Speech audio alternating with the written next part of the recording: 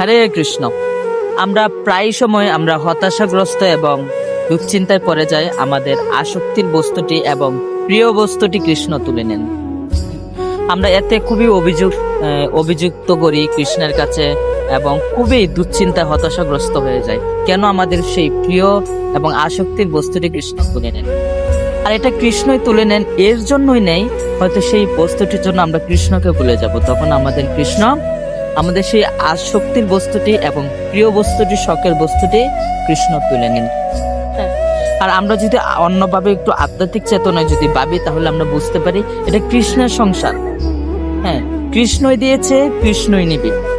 হ্যাঁ, আমরা যে জন্ম হয়েছি এবং জন্মের সময় কিছু নিয়ে আসতে পারি না এবং কিছু নিয়ে যেতেও পারবো না। আমরা যদি এরকম ভাবি, এটা কৃষ্ণের জগৎ, কৃষ্ণের সংসার, সমস্ত কিছু কৃষ্ণের এবং কৃষ্ণই দিবে, কৃষ্ণই নিবে। আমরা যদি এই চিন্তাটা করি, তাহলে আমাদের যে সেই হতাশাগ্রস্ত এবং দুশ্চিন্তায় পড়বো না। হরে কৃষ্ণ।